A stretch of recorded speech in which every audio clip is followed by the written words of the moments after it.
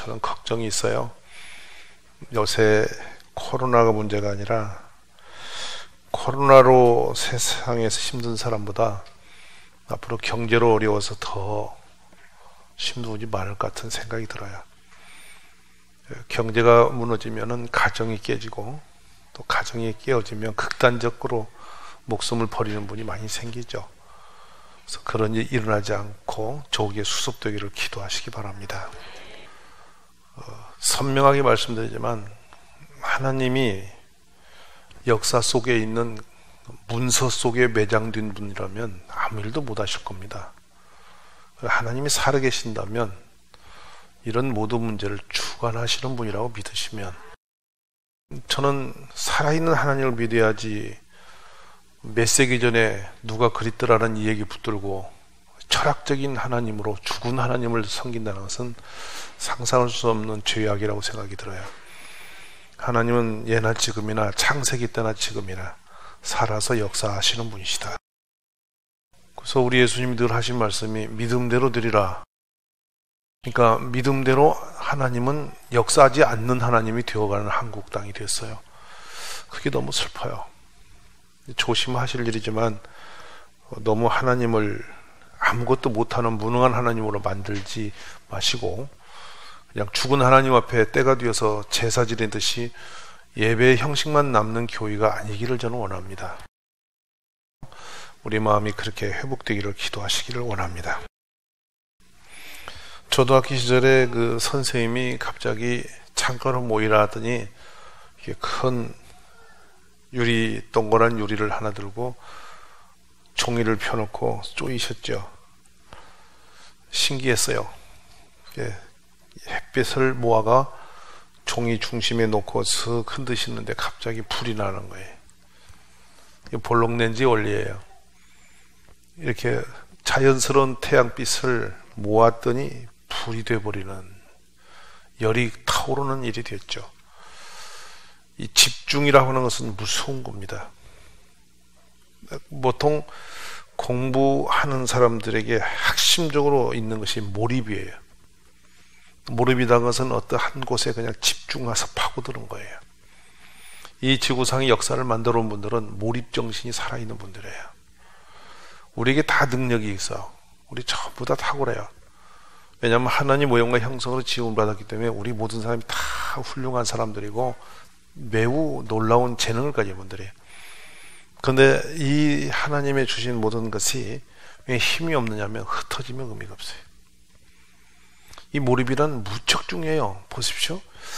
우리도 신앙이 하나님께 집중하면 어마어마한 기적이 일어나요. 근데 그냥 교회 와가지고 생각이나 하고 막 이런저런 잡다한 것에 헷갈리고 앉아있으면 세월만 허비하는 거예요. 기도도 이게 집중하고 몰입하는 때가 많지는 않아요. 그래서 구약의 기도로 인생의 승부를 걸었던 아주 탁월한 용사들을 보면은 이 기도에 그냥 승부를 걸어서 자기의 온 몸을 다 쏟아버리는데, 그렇게 대표적인 분이 신약 우리 예수님이세요. 얼마나 몰입을 심히 했느냐면 땀방울이 핏방울처럼 됐다는 거예요. 예수님의 기도가 집중됐음을 얘기하는 거예요. 다음에 구약에 또 가면 한나 같은 분, 얼마나 기도를 집중했으면 제사장이 술 취한 여자로 바뀌었어. 상상이 안 가는 거잖아요.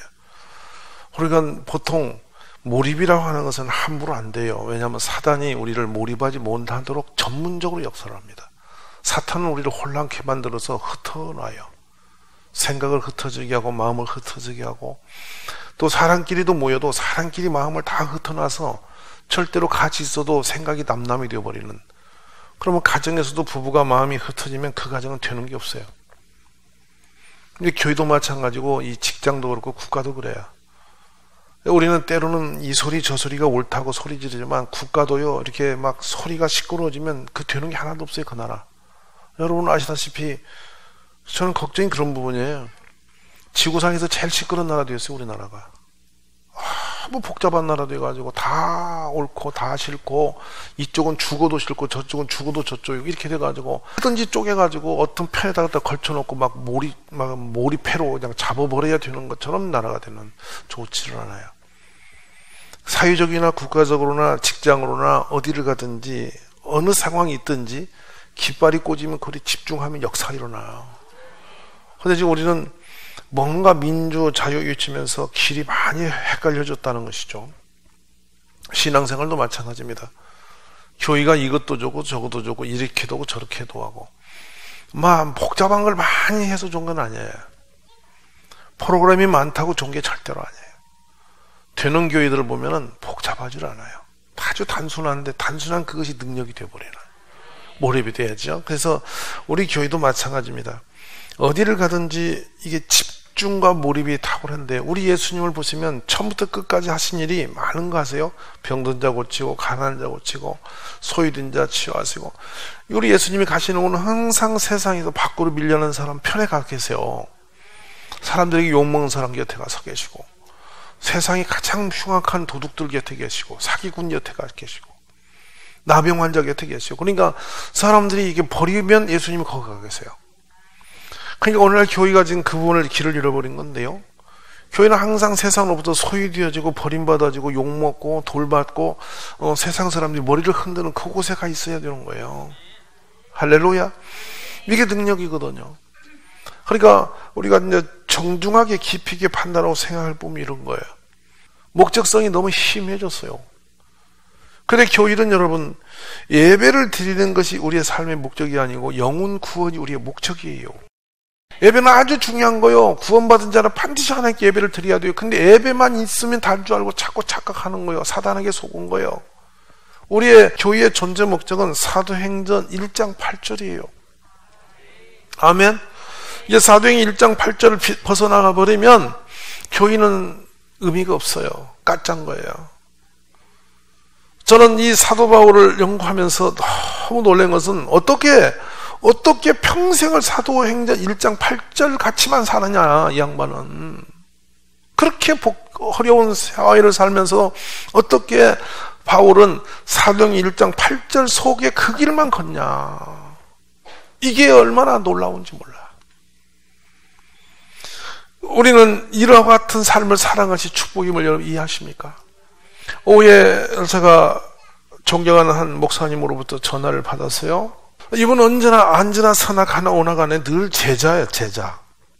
이게 자기 삶이 하나 딱 몰입. 오늘 사도 바울을 보면서 제가 놀라는 것은 여러분 잘 한번 보십시오. 나는 다름질하기를 향방 없는 같이 아니하고 싸우기를 허공을 치는 같이 아니하며. 허공을 친다는 게 뭐냐면 어릴 때 싸우는 걸 보면 그렇습니다. 눈 감고 머리 박고 손만 흔듭니다. 해본 분, 싸움 많이 해본 분. 저는 엄청 많이 싸우고 살았는데 이 싸우면은 머리 박고 눈은 감고 손만 허부적거리는데 어디로 내 손이 간지도 모르고 맞는 게 하나도 없어. 바쁘기만 하지. 근데 저쪽도 똑같아. 근데 둘이 한참 보다 보면 어떻게 오다가도 헛손질한 게 어떻게 얻어가 터지면 울어. 코피나고. 아는 분 무슨 말인가? 이렇게 사는 게 지금 헛손질하는 거예요. 근데 향방 없이 하는 것이 바로 그런 것입니다. 정신없이 시들고 있는데 멋이 없고 달려갔는데 다름질을 했는데 한 길을 향해 쭉 갔다는 거예요. 허공을 치는 것 같지 않았다는 거예요. 그럼 바울 사도는 이 고백 속에 무엇이 있었다 하는 것일까? 그분도 인생도 있고 삶도 있고 다양한 환경의 역사가 있을 텐데 살아가는데 평생 그 복잡하고 감옥에 가고 헐벗고 굶주리고 여행 다니고 별곳을 별짓을 다 하는데도 딱 한 가지만 집중하여 달려갔다는 거예요. 그 이유는 만약에 내가 혹시라도 하나님께 내가 버림당하면 어떡하지? 이것을 뭐냐면 해고받은 사람이라고 말합니다. 해고받은 사람. 왜 이 말씀을 바울 사도가 하냐? 복음서에 보면 해고당한 사람에 대한 말씀이 많이 나와요. 진짜 많이 나와요. 달란트 비유 해고받은 거예요. 그러니까 했는데 맡겼는데 엉뚱하게 되어서 나중에 주인이 와서 계산해가지고 해고해버리는 거예요. 여러분 기억나시죠? 그런 일이 얼마든지 일어나는데 이 사도 바울이 늘 두려웠던 것은 주님께 복종해서 열심히 내가 중심을 가지고 달려간 것은 두려웠다는 거예요. 자신이 도리어 버림을 당할까 두려웠대. 종이 악하고 게을러지면 버림받거든요. 회사에서도 능력이 없고 생산성이 없으면 해고당하잖아요. 똑같아요. 하나님 나라도 버림당하게 돼 있어. 바울은 그걸 두려워하면서 그렇게 안 당하려고 한 길을 향하여 집중하여 허공을 치는 것처럼 맞이하고 집중하여 몰입하고 달려갔음을 선언하고 있는 거예요. 할렐루야. 얼마나 바울이 이 집중된 한 길을 걸었냐면 골로새에서 보면, 골로새는 여러분 이게 옥중서신, 감옥에서 쓴 편지예요. 본인이 지금 어디냐? 감옥에 있어요. 근데 감옥에 있는 사람이 가장 목말라는 게 뭘까요? 감옥에서 나가는 게 꿈이잖아. 일단 풀려야 뭐가 될 테니까. 근데 바울 사도가 뭐라고 편지를 쓰냐면 기도를 계속하고 기도에 감사함으로 깨어있으라. 또한 우리를 위하여 기도하되 하나님이 전도할 문을 우리에게 열어주사. 뜻밖의 엉뚱한 소리 하고 있어요. 나를 좀 풀어주어서 나가도록 이렇게 아니고 전도할 문을 열어주사 그리스도의 비밀을 말하게 하시기를 구하라. 내가 이 일 때문에 매임을 당했다. 감옥에 있는 이유도 내가 전도하려고 갇혀있는 상황이다. 말씀은 아멘. 복음 증가하는 일에 증인 되려고 여기 갇혀있는 거야. 이렇게 말씀하는 거예요. 우리 모두 이 사도 바울이 가슴에 품었던 이 복음의 축복을 가슴 깊이 새김이 있기를 원합니다. 내 말과 전도하는 것이 설득 있는 지혜말로 하지 않냐고 다만 성령의 나타난 능력으로 했다. 바울 사도가 평생 간 길은 오직 전도 그 길을 향해서 여행 가고 그 길을 인생 승부를 걸었던 분이죠. 우리 가족들이 그런 몰입된 용사들이 많이 나올 수 있기를 주의 이름으로 축복합니다. 디모데후서의 4장 5절에도 그 말합니다. 그러나 너는 모든 일에 신중하여 고난을 받으며 전도자 일을 하며 너 직무를 다하라. 디모데에게도 다른 게 너는 설교자 일을 잘하며 예배를 잘 이끌어가고 이렇게 말하지 않고요, 전도자의 일을 하며 너의 직무를 다하라 그래요. 결국엔 디모데가 어떤 사람 되기 원했더냐면 전도꾼 되기를 원했던 거예요. 아멘이십니까? 더구나 이는 뭐라고 또 고백을 하냐. 사도행전 20장에 사도 바울의 중심을 한마디로 토해놓은 장면이 있어요. 보라 이제 나는 성령에 매여 예루살렘으로 가는데 거기서 무슨 일을 당할는지 알지 못한다. 오직 성령이 각 성에서 내게 증언하여 결박과 환난이 나를 기다린다 하시나 내가 달려갈 길과 주 예수께 받은 사명 그 하나 은혜의 복음을 증거하는 일을 마치려면 나의 생명을 조금도 귀한 것으로 여기지 아니하노라. 아멘이십니까? 너무도 어렵고 상황이 안 좋은 쪽이 있다 할지라도 바울 사도 한 가지 가는 길의 목적은 딱 선하다는 겁니다. 오직 복음을 증거하는 그 일. 내가 그 일을 위해서는 내 목숨 같은 건 아무 문제도 되지 않는다. 살든 죽든 문제가 안 된다. 아멘이세요? 이 결단된 사도 바울이 올곧은 고백됨이 오늘날 교회에 회복되기를 기도하십시다. 더 저는 늘 사도행전을 보면서 은혜 받는 장면이 26장에 나와요. 바울 사도가 이제는 포승에 묶여서 사람들에게 막 공격을 당해서 재판장에 서는 거예요. 근데 바울을 변명할 길이 없는데 희한하게도 하나님이 바울을 데리고 이래저래 재판장에 올려서 자꾸만 고위층 사람들 앞에서 재판을 받도록 만들어내세요, 하나님이. 근데 이 길이요, 나중에 보면 바울이 어디 가냐면 로마까지 그렇게 잡혀가는 거거든요. 그러니까 바울이 가는 길은 희한한 겁니다. 여러분, 죄인으로 붙잡혀가면 노잣돈이 필요합니까? 안 필요합니까? 배를 살 필요가 있나요? 없나요? 배표를 살 이유가 있나요? 먹을 거, 쓸 거 살 준비가 필요 있습니까? 없습니까? 잡아가는 사람이 알아서 안 죽이려고 다 먹이서 데리고 가는 거고, 배도 알아서 자기들이 준비해서 끌고 가는 거. 바울은 뭐만 하면 이제 묶여서 배만 타면 가는 거예요. 근데 그 방법이 바울에게는 엄청나게 고난한 일인데, 누구도 바울이 그것이 하나님이 지금 그를 로마로 끌어가려고 그런 작업을 그렇게 하시는지 아무도 상상을 못 해. 알아듣겠어요? 근데 나중에 가보니까 바울은 돈 한 푼 안 들이고 그냥 실려서 로마에 도착해 있는 거야. 신분이 죄인으로서. 주님이 하시는 일은 가봐야 알지 지금 몰라요. 지금 이 코로나라고 하는 이 괴질이 아무리 날뛰어도 이 목적이 하나님이 이렇게 돌려서 어떻게 하실지 우리는 아무도 몰라요. 아멘입니까? 하나님 일에 많이 흔들어가지고 또 무슨 작품을 만들지 우리는 몰라요. 가봐야 알아요. 헛소리 할 필요가 없어요. 그냥 주의 뜻에 맡기는 거예요. 아멘이세요? 뭐 방정맞게 뭐라고 떠들어 대봤자 입방아만 아파. 주님은 결과적으로 가봐야 알아. 배가 파손이 되고 가다가 뭐 뱀을 물리고 뭐 별 역사를 다 해도 결국에 잡혀가다 보니까 로마에 가 있는 거예요. 아멘이시죠? 어쨌든 바울은 잡혀서 지금 와 있는데 아그리빠 앞에 가서 이제 심판을 받습니다. 근데 그 사람이 뭐라고 말하냐면, 아그리빠가 바울에게 말하기를, 너를 위해서 네가 너에게 허락할 터니 바울아, 네가 손을 들어 너를 좀 변명해라. 네가 너를 변론해 이 말이요. 여러분, 죄인 보고 자기를 변론하라는 말은 잘 없어. 변호사가 따로 있지. 맞아 안 맞아? 근데 아그리빠 왕이 바울을 잡아다 놓고 쳐다보니 이상한 거라, 궁금한 거라. 그러니까 바울아, 네가 너를 좀 변론해봐 이렇게 말한 거예요. 그자 바울이 아그리빠 왕이여, 유대인이 고발하는 모든 일을 오늘 당신 앞에서 변명하게 된 것이 참 다행입니다.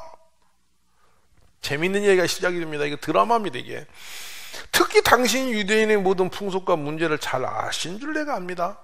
그러므로 내 말을 너그러이 들어주실 것을 바랍니다 이렇게 말을 해요. 그건 짧게 하겠다는 거야, 길게 하겠다는 거야? 내가 한참 말할 테니 잘 너그럽게 잘 들어라 이 말을 하는 거야. 그럼 일반적으로 변명을 하려면 이럴 거 아니야.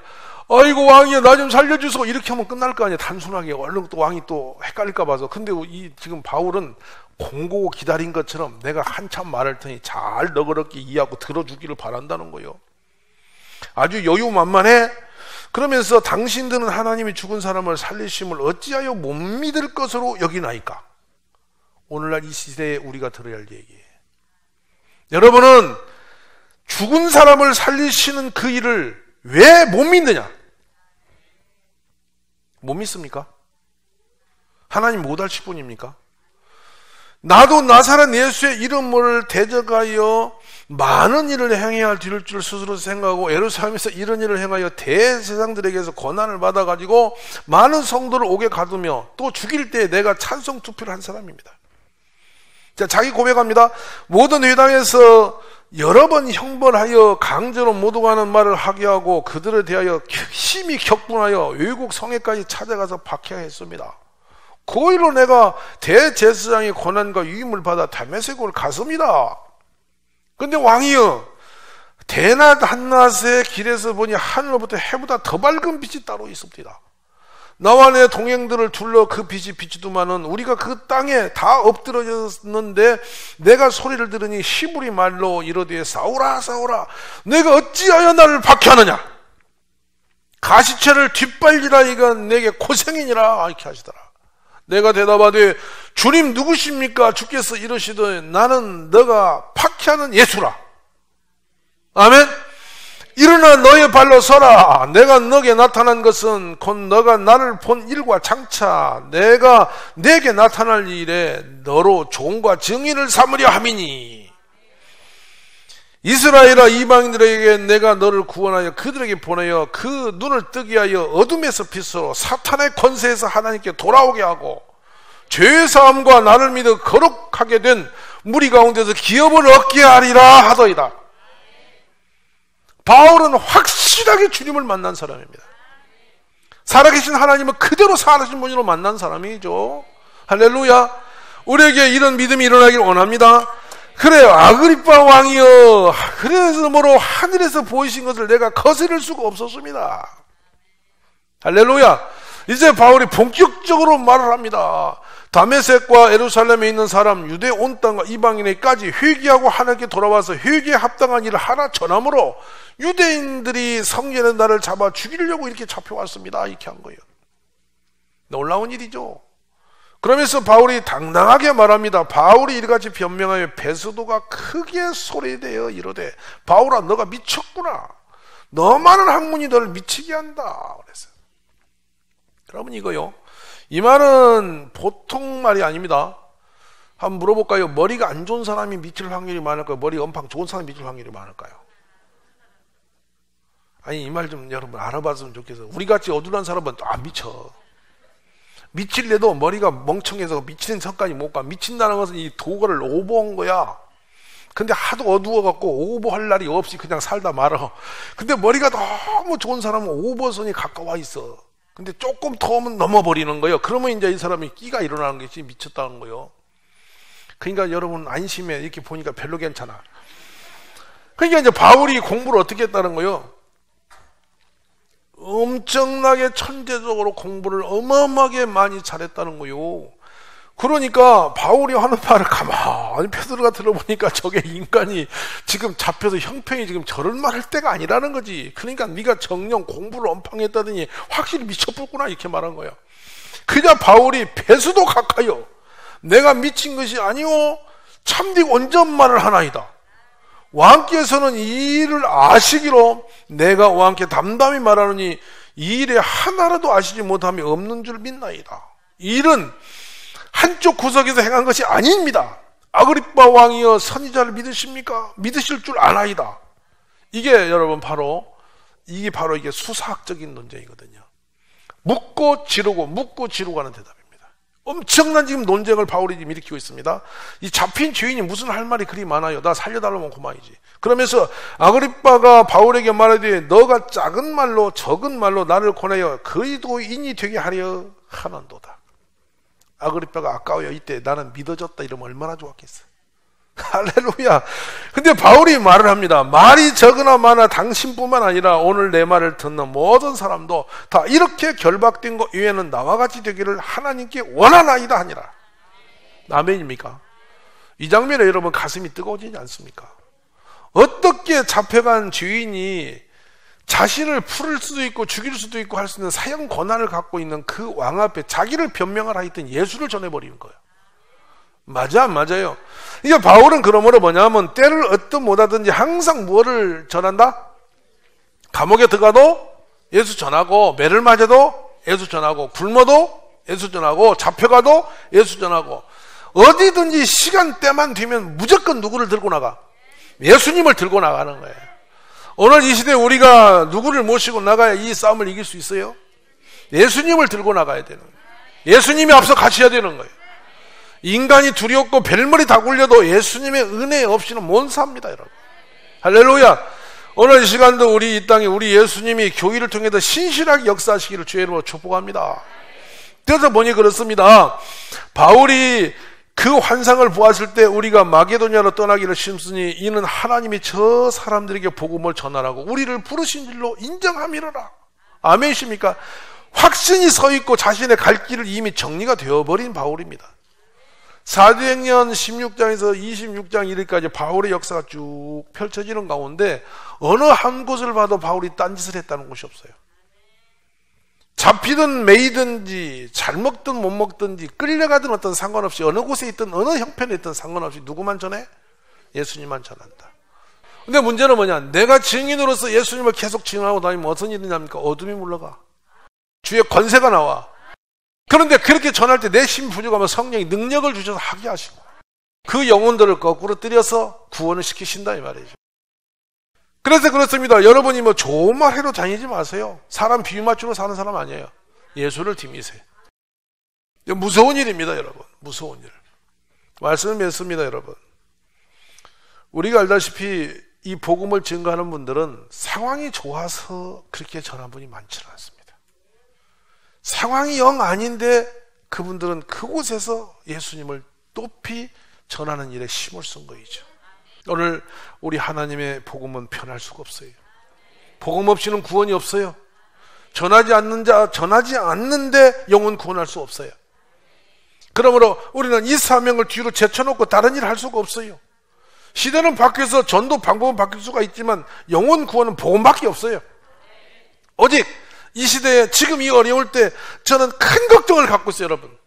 이 환란이 끝나고 나서 인터넷 방송으로 예배 드리는 것이 습관화 되어져다 보면 한국 교회는 끝납니다. 끝나게 돼 있습니다. 좀 몸 피곤하고 좀 껄떡하면 이제 예배 안 올 거고, 방송한다고 집에 들어놓아서 아마 껌 씌우면서 예배다고 질겅질겅하면서 이렇게 예배 흉내 내다 말을 겁니다. 그러다 성도는 교회를 떠나고 교회는 힘을 잃고 무너질 것입니다. 이전에 우리 선지들은 어려울수록 더 주님 곁에 다가왔어요. 아멘이십니까? 힘들면 나라가 위기가 오면 모여서 힘써 기도하기를 했었다고. 시대가 변하고 있습니다. 오늘 우리는 깨어서 이 시대의 교회를 지켜내는 교회 되기 원하고 여러분들이 예수 증인들이 되시기를 주의 이름으로 축복합니다.